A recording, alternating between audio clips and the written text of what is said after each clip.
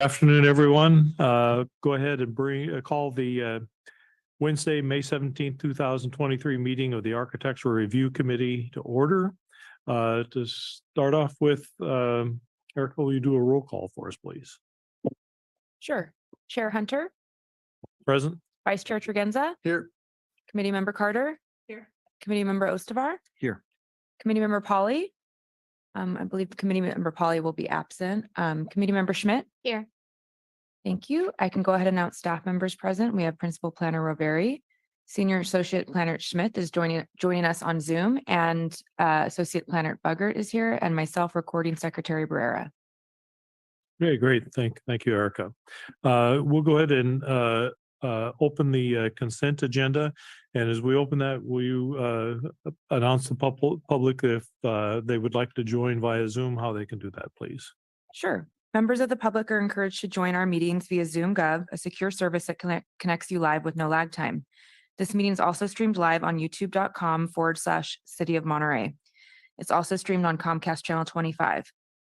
If you would like to provide public comment, please join the meeting using Zoom or by telephone, making sure to join in time to accommodate delays. To join the Zoom meeting from a computer or phone, use the link or phone numbers on the agenda posted at isearchmonterey.org. To join by telephone, dial 833-568-8864, then enter the webinar ID. Today's webinar ID is 161-914-9563. To provide public comment via Zoom, please use the raise your hand function at the bottom of your screen. To provide comments by phone, dial *9 to raise your hand, then *6 to unmute when called upon.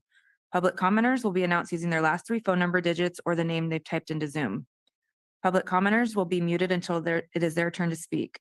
Please turn off TV or computer speakers or go to another room while connected, as background noise interferes with the broadcast. Public speakers will be called upon in order of hands raised. There is a 3-minute time limit for today's meeting. Please stay within that limit. Thank you. Thank you. On the consent agenda, do any committee members have any comments on the consent agenda? Is there any member of the public in the hall that wants to make a comment on the public agenda? Do we have any hands raised or participants from the public? There are no hands raised. Great. Then I'll entertain a motion for approval of the consent agenda. I move to approve the consent agenda. Second. Okay, the motion was made by Vice Chair Tregenza, seconded by Committee Member Carter to approve the consent agenda. All in favor? Aye. Aye. Aye, opposed? Motion carries 6. Okay. Next, I'll open up for public comments for any items that are not on today's public appearance items. So anyone in the chamber care to make a comment? Anyone online? No one has their hands raised. All right, I'll go ahead and close the public comment portion of this and open the first public appearance item, which is to consider 611 Lighthouse Avenue sign permit application SI-23-0051 for 6 rotating projecting signs, flags, and 4 wall signs. Does staff have a report? Yes. I'm going to share my screen.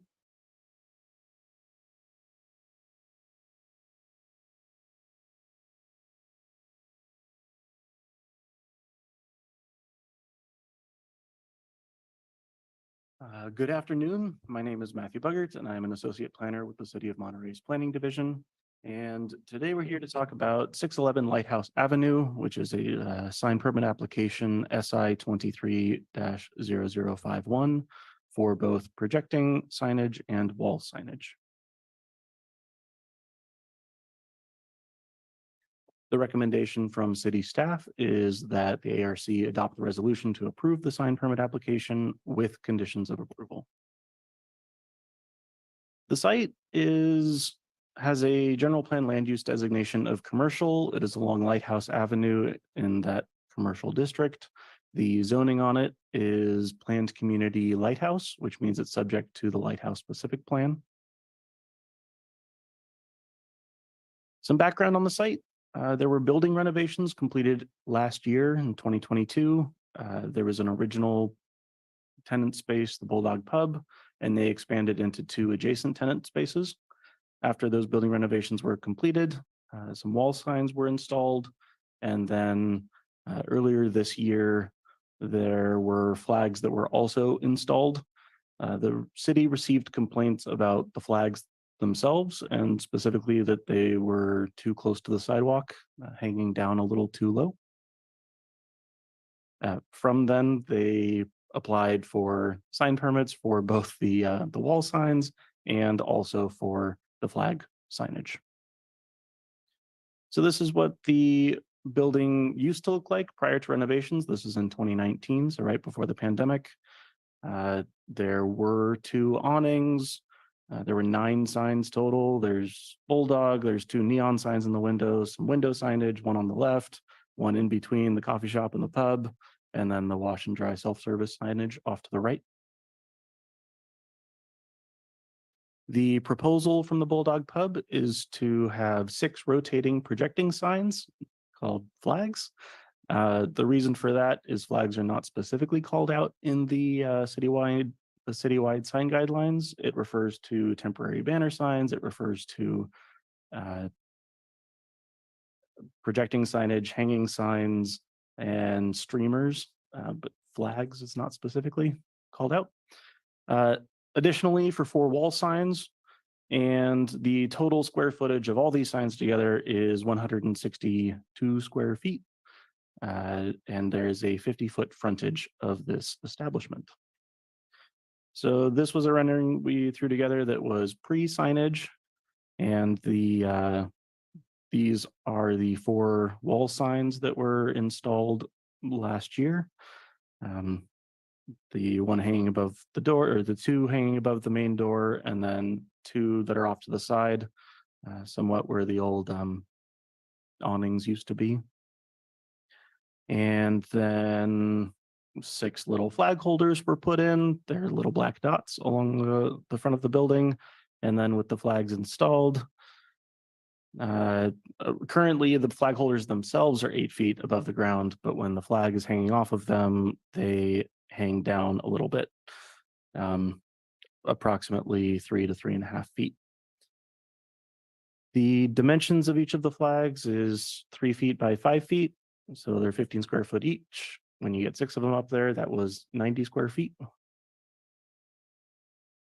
And so some of the findings for approval that are necessary are that the proposal achieves the purposes and objectives of the sign ordinance.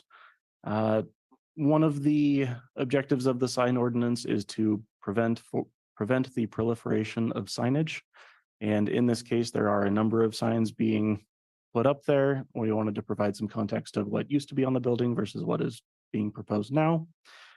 There are some conditions to rein in the amount of signage that is proposed. Additionally, the signage needs to be consistent with the guidelines, or ARC determines that the proposal would better achieve the purpose and objectives than strict application of the guidelines. The next slide goes into the series of inconsistencies that the proposed signage has with the citywide sign guidelines. Since they don't fall into those citywide sign guidelines, that's why we're here today.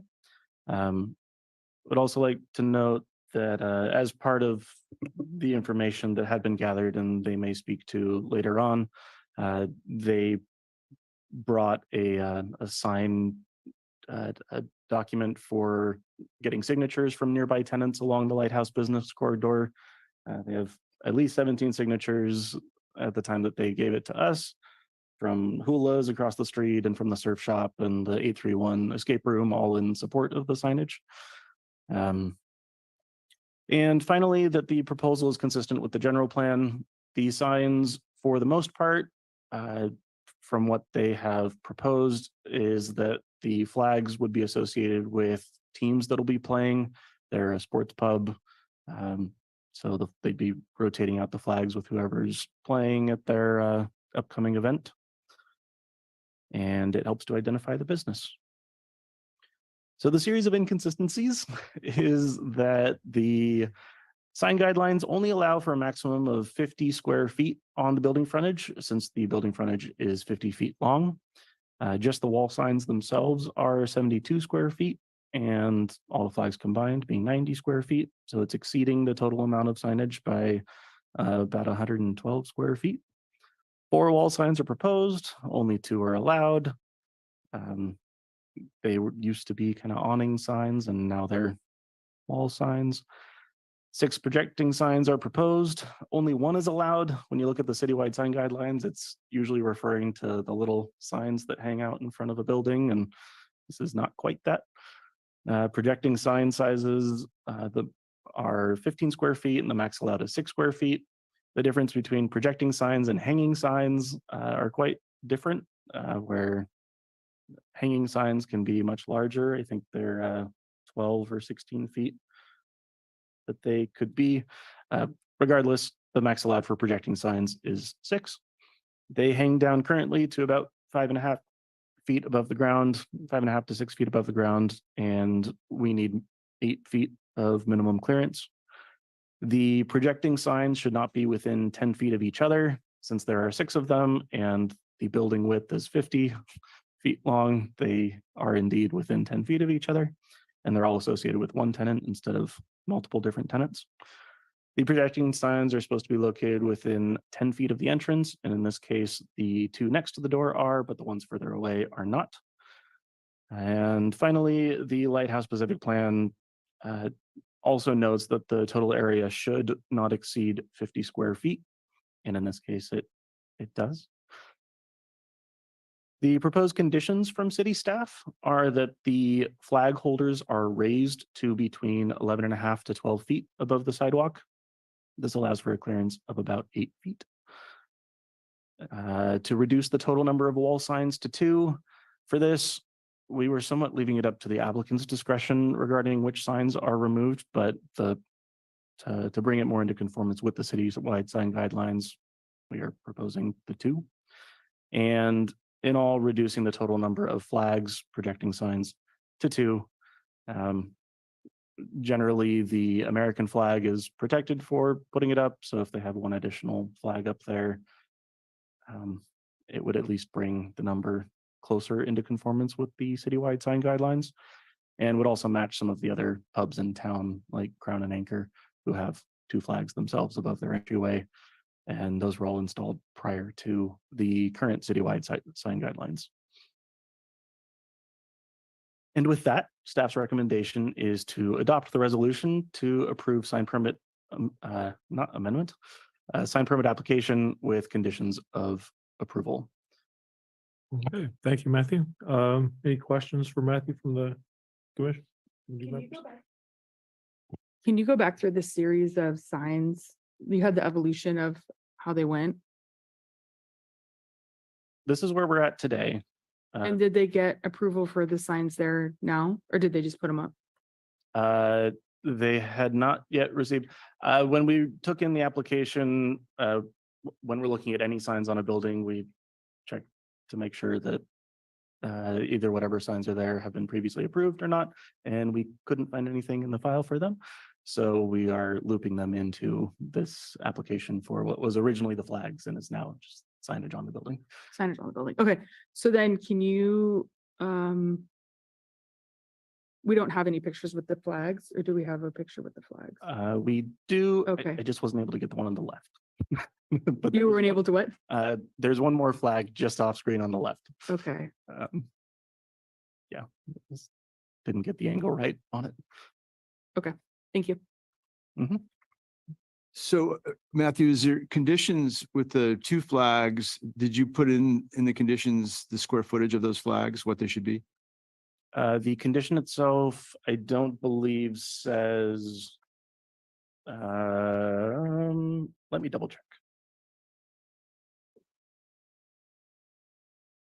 It does not specify the square footage. I think our assumption was tying it to the 3x5 flags that have been proposed, but we can Which include is that. 15 feet, right? Okay, so Yeah, 15 maybe square- just, that should be in writing so they can't have a, 20 by 10 foot flag that, Hanging again. Yeah. Yes, that can be included. Matt, are you going to leave?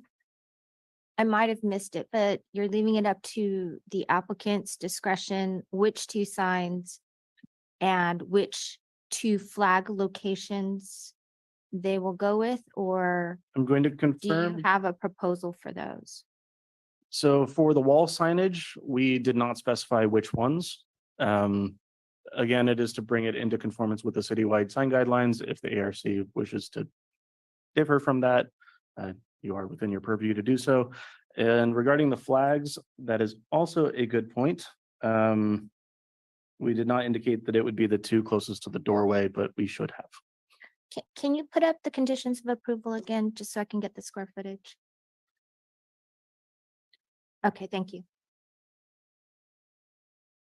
Can you, if you could flip back to that last image and just point to where your estimate is of 12 feet? I for that can. flag?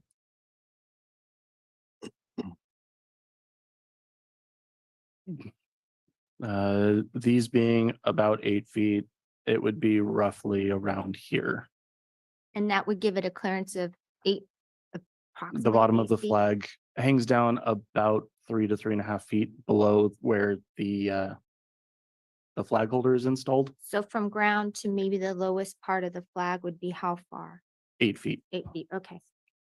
So is it possible that they put these up thinking they were conforming with the guidelines because they did it at 8 feet and didn't? I do not think that the citywide guidelines were considered. Okay. Because actually the signs on the wall don't bother me. I mean, it's this pub, like, it's fine. But I think that someone having a flag flapping in their face at some point when they're walking down the street is an issue.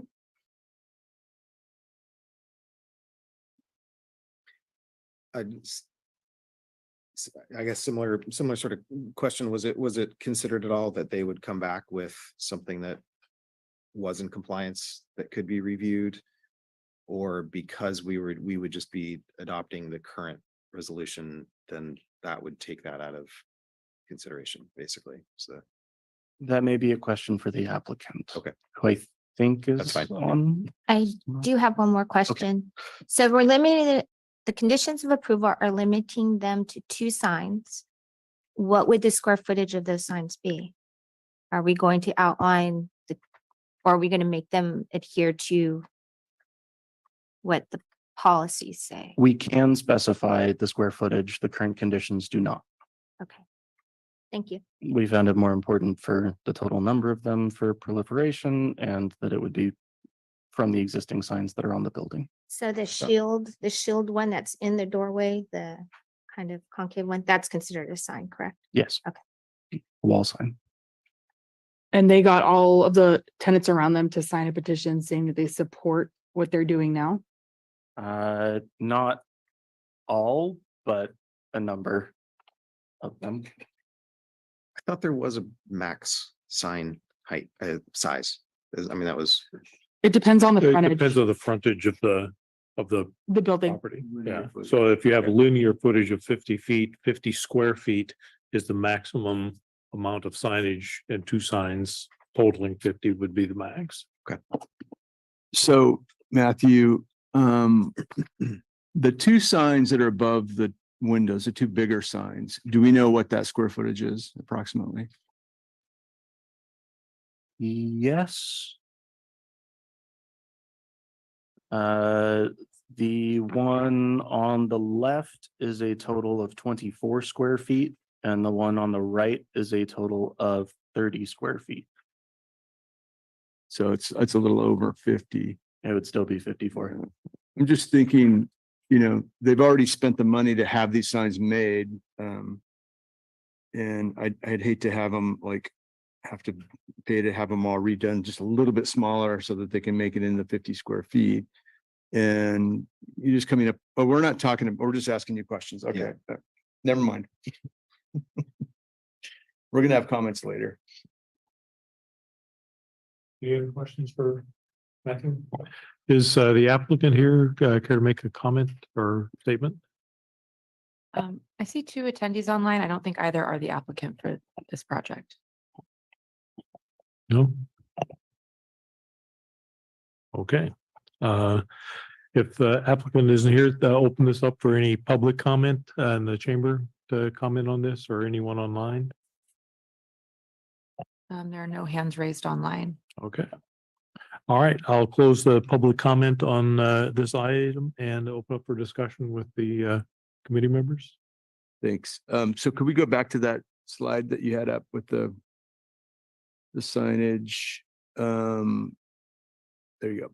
So in my opinion, I would imagine that the owner thinks that the name of the business is probably of the utmost importance. So the one that's right above the door would kind of have to stay, but it's the smallest sign. So, and then, you know, I don't mind the signs, but we have to worry about precedent. And if we let these guys have 4 signs, and other people are going to say, hey, well, I want my, 4 signs or whatever. So, I guess it's not up to us to choose, but I would imagine they're going to choose the Bulldog Sports Pub as being one that sticks. And then, I guess it could be either Pub Grub or Ales and Stout. I mean, I guess we could just leave it up to them. But I just thought that from an aesthetic point of view, if you had to have 2 flags, I would put them on either side of the door instead of like spreading them out across the building, and just to kind of mark the entrance of the building. I think that would look nicer. So in my opinion, I would lean towards that recommendation. And then I'll just, I'll leave it up to the owner's discretion on which signs they want to keep. Yeah, okay, thanks. So I initially had a concern when I was reviewing the project of the proliferation of flags. I felt 6 was excessive. I appreciate the upgrade and exterior changes they've done to the building, considering what was there prior. But I did feel 6 signs were too much. I feel the signs are a little large as well, especially the Pub Grub and Ales and Stout. They were smaller. I may not have so much of a concern, but those are in relation to the name of the business sign. They seem out of proportion. With the conditions of approval that you've proposed, I am much more comfortable with those changes. I think 2 signs is adequate. And I also feel the 2 flags are fine. I know there's other flags along Lighthouse as well. I think the barbecue place has one, or it did. I forget the name of the barbecue place on the corner. Anyways, so I think with 2 signs and 2 flags, I'm much more comfortable. So I appreciate those conditions of approval. I agree with committee member Schmidt. I think that the 2 signs being consistent with that and 50 square feet as a limit, I think is appropriate. And the 2 flags at the height level to keep the bottom of the flag above 8 feet above the top of the sidewalk, and the flags being placed within 10 feet of the entrance on either side, and that their square footage of those not exceed 15 square feet each, 3 by 5 is fine with me. I agree.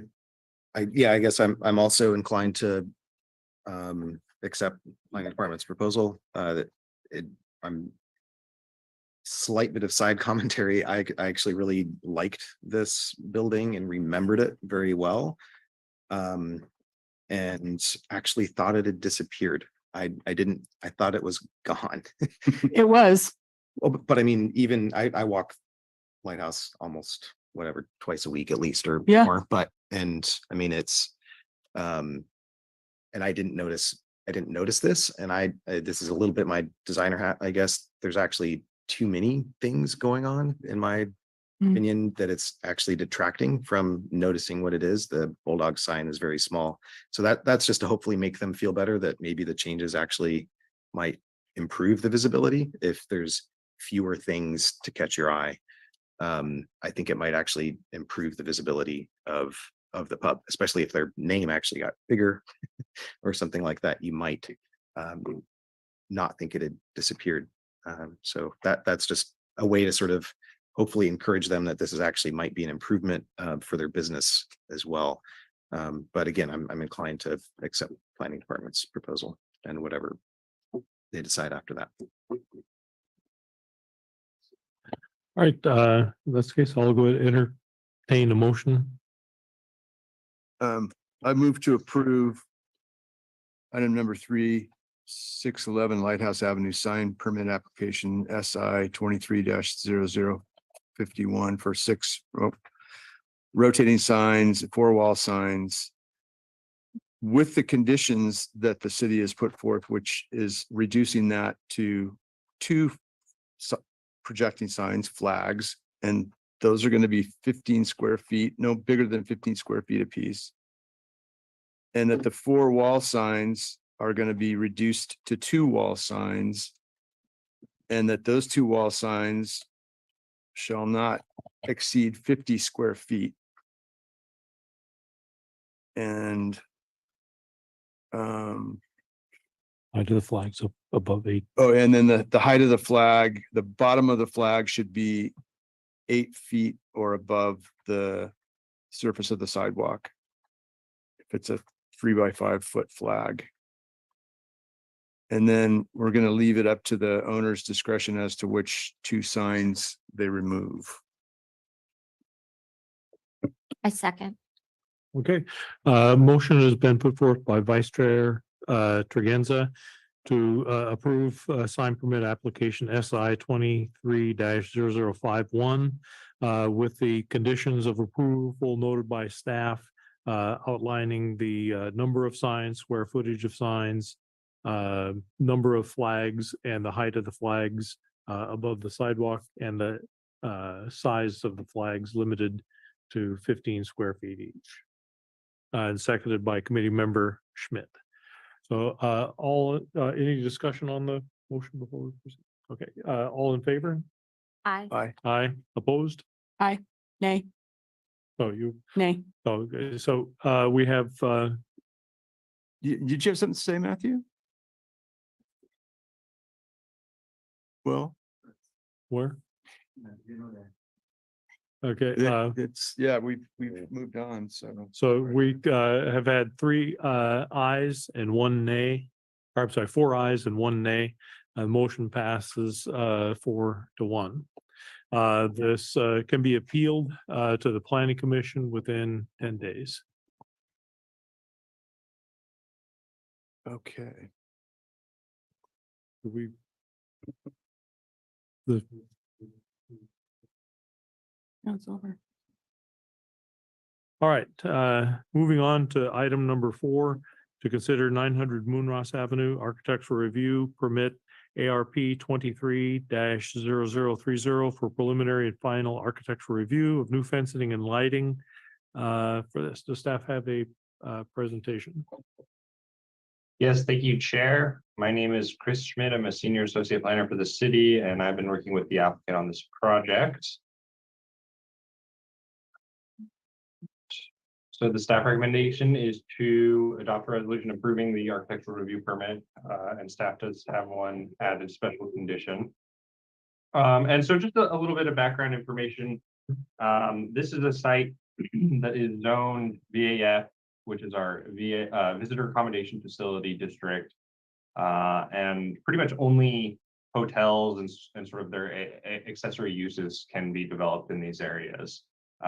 This is established by the city's charter.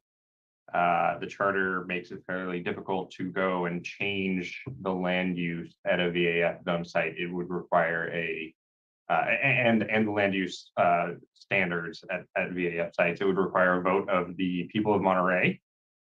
So what the current requirement in the charter and VAF zone is that structural remodeling requires review by the planning commission, non-structural repair, alterations, maintenance, and expansion requires ARC review. In addition to the VAF zoning, this has also got the B2 overlay, which is one of our development control overlays, which also has very similar requirements. New construction, exterior alterations, and additions require planning commission and ARC review. The planning commission can impose additional requirements that are more restrictive than the district requirements to promote a harmonious relationship with existing and planned uses and sensitive environmental resources. So this project was actually already reviewed by the planning commission. The planning commission reviewed both the architectural review findings and the use permit findings for this project. Of course, it's a little odd for just simple fencing and lighting, and you'll see what those details are, but nevertheless, that's the requirement. So moving on to the site, here we see the site. It's at the corner of El Dorado Street and Munritz. It's about an 11,000 square foot lot, and it contains a two-story motel, the Villa Franca Inn.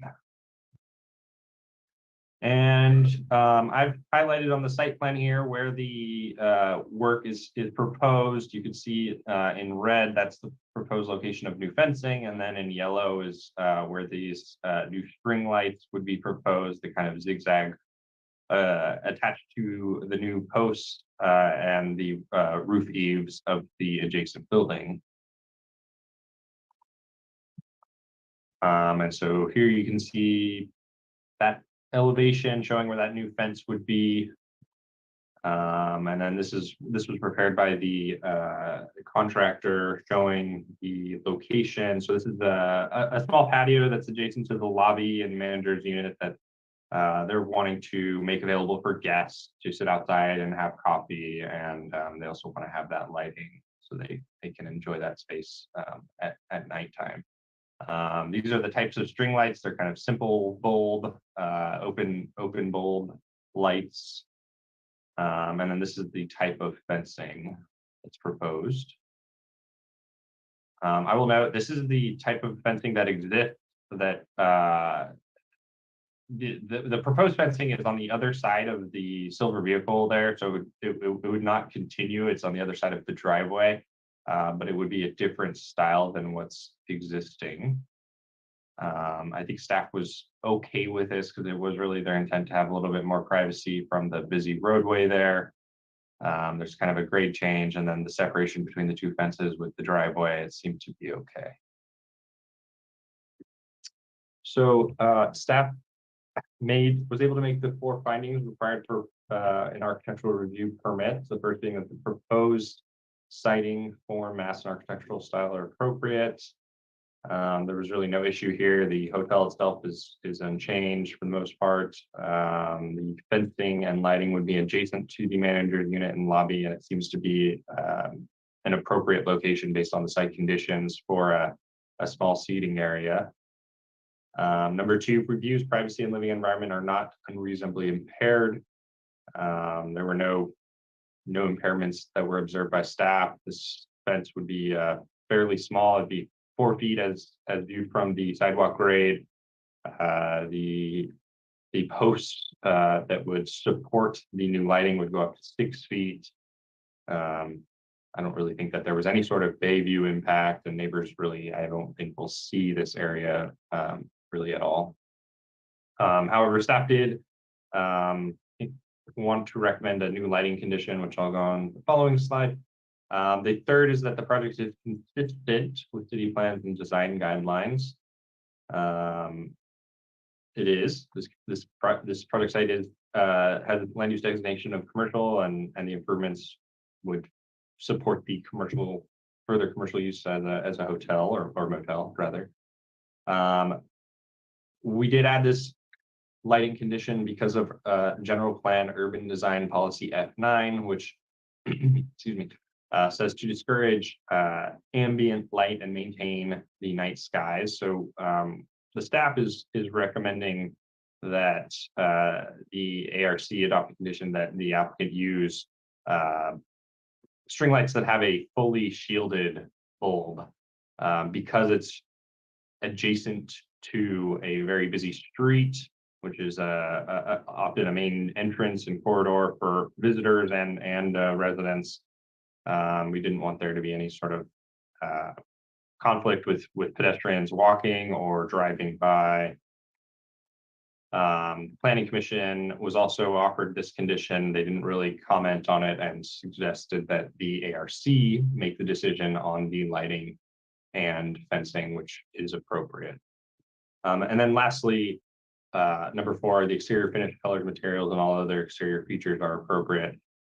Staff found that they're compatible as conditioned. And, I think if the ARC is wanting to consider alternatives.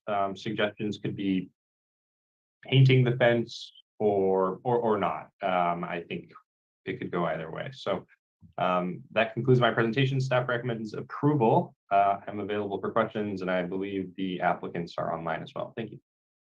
All right, thank you, Chris. Any committee members have questions for Chris?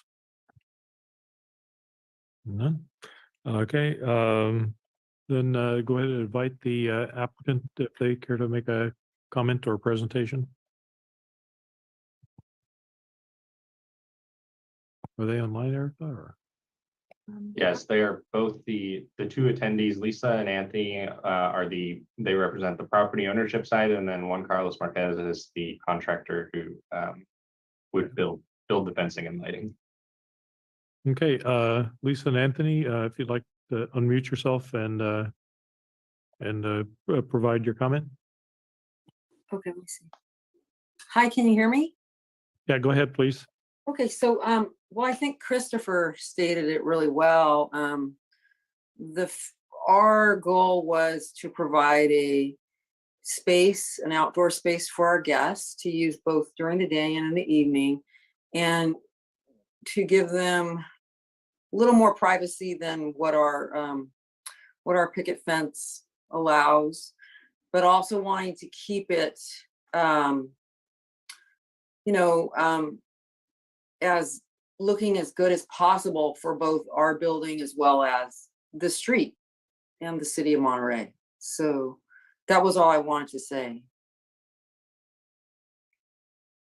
Okay, thank you. Do any committee members have questions for the applicants? No. Okay, thank you very much. Open up to committee or comments from the public in the chamber. Anyone in the chamber care to comment? Erica, do we have anyone on the line? And if not, do you want to just reiterate how they can participate if they do Sure. join us? Once again, to join the Zoom meeting from a computer or phone, use the link or phone numbers on the agenda posted at isearchmonterey.org. To join by telephone, dial 833-568-8864, then enter the webinar ID. Today's webinar ID is 161-914-9563. To provide public comment via Zoom, please use the raise your hand function at the bottom of your screen. To provide comments by phone, dial *9 to raise your hand, then *6 to unmute when called upon. Public commenters will be announced using their last 3 phone number digits or the name typed into Zoom. I don't see any attendees online with their hands raised. All right, thank you, Erica. If not, then I'll open up for comments from the committee. I like the design of the new fence. And I think it's an improvement over a picket fence. I'd like to maybe have the property owner consider replacing the other picket fence that's on the corner with the same style at some point. That would be nice to have some continuity there. And then as the string lights are festive, and I think as long as they're shielded from the roadway and the sky, I think that would be a nice addition for people to sit outside in the evening. I was just gonna say motion to approve based on planning's recommendations. Okay. Second, All right, committee member Ostvar is before the motion to approve the architect review permit ARP-23-0030 for preliminary and final architect review of new fencing and lighting at 900 Moonrush Avenue with the conditions outlined in the staff report and seconded by Vice Chair Tregenza. Any discussion on the motion? I just wanted to add, if the committee wants to add a condition that the applicant has the option to extend the fence style where the existing picket fence is, so they don't have to come back to the ARC, that might be a good idea. Yeah. They may not want to do it in the immediate future, but perhaps someday. I'm good with that. That's a good point. Put, Do we have to put a time frame on it, Chris? Yeah, I mean, generally, the permits expire after 2 years, and so I don't know that they may not want to do that within the next 2 years. Okay. But we could put it in there that they could if they wanted to in 2 years. Right? It would still have to follow the height guidelines and all. Right. Right. Yeah. Right. They just wouldn't have to come back to us for approval. You could delegate it to staff. You want to amend your motion to reflect that? Really? Not really? I don't, but I mean, I. Okay, That's don't know. okay. You don't have to. that's fine. Seems like we gave them what they wanted. Okay, Yeah. good. Very good.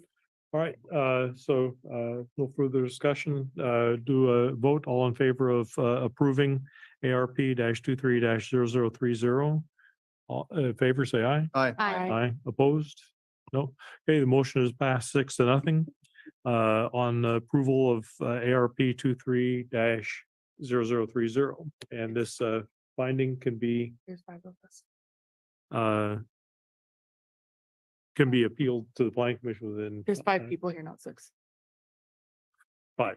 Thank you, correction. 5-0 and that's right, unanimous. There we go, that works. And this can be appealed within 10 days to the planning commission. We're Right. missing our 6th comrade. At least Zoe's awake. Yeah. At least I'm awake. Okay. Yeah. Hardly. All right, so that closed out the public appearance items. Move on to committee member comments. Any? Sure, no. And then we'll move on to informational and staff reports and comments. One of the things I just have with that, if we have any word on the 7th member of the committee applications? coming Yes, forward? a person called Kim Turgeon has accepted the position. And we are starting them on the oath of office. That's the first step. They need to take the oath of office. And then they also have to complete all the trainings that you all do, the ethics training, harassment, but that can be done later. All they need to get done to join a meeting is to do the oath of office. So that's our next step, is to schedule that with them. I have one comment. I spoke to Chris at the last meeting about really high brush by my house. And 4 days later, city staff was out there cutting it down. And that was like amazing. And it's so much safer. So thank you, Chris. And also to the city for making that happen, because that was a big deal. Like there's a whole bunch of brush and they cut not only at my intersection, but also a couple other along the way. And it's just a lot safer now. Happy to hear it. It's like the voice of God. Nice background too, Chris. Any other Thank you. reports or updates you want to share? I guess one highlight of the May 2nd city council meeting is that regarding the cannabis ordinance, they want the 4th retail cannabis location to be located at North Fremont Street between Airport Road and the Travel Lodge. And they also are open to 5 cannabis related events at the fairgrounds. So that's an additional request that wasn't being considered before. So planning staff is working on changing the ordinance or changing the project description to include these requests. And then after that, after we have a project description, it needs to be approved by council before we start our environmental review process. We're next to the travel lodge. It can be, well, there is no, it's open. So the retail business can be located on North Fremont between Airport Road and the Travel Lodge. So anywhere between those, On that one block area. in that area, yeah. Okay. I have a question. What's a cannabis related event at the fairgrounds? Is that Cali like Roots. a Rasta show or? Cali Roots. Well, I mean, does that mean that you can smoke pot at Cali Roots now? I mean, not that it's stopped anybody in the past, but I Right. I was gonna say.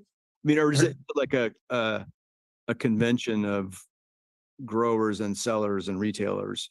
Yeah, it's more like a convention. The state has a separate permit for like cannabis convention uses Okay. that they define. So it's, but yeah, I don't think that even if the city allowed it, that would allow folks to go and use pot at the fairgrounds, unless the fairgrounds, I guess, was okay with it, but something we can look into more. And it's a state property, correct? I thought it was county. County, I think. But their board of directors is appointed by the governor. I think well, I thought it was county, but I thought it was state. They put quarantine people there. They were trying to put quarantine people there from the cruise ship too. Because it was state. I don't know. I could be wrong. I- Monterey County Fairgrounds. Monterey County Fairgrounds. Yeah. I don't know, it may be under the control of direction. I know their board is appointed by the governor. Not county.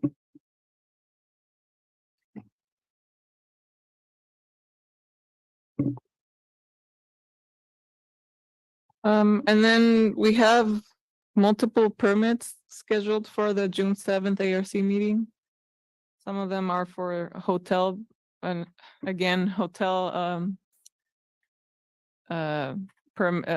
improvements that they did not get permits for, so they would be retroactive permits. And 5 Custom House Plazas, that's for their signage program. And we might have a change to the ARC checklist that staff is recommending. I think that's it. I will not be at that meeting. Okay. I will be out of state. Okay, all right, thank you, Fernanda. Any save rounds, last things? All right, no other business, we'll go ahead and adjourn the ARC meeting for May 17th.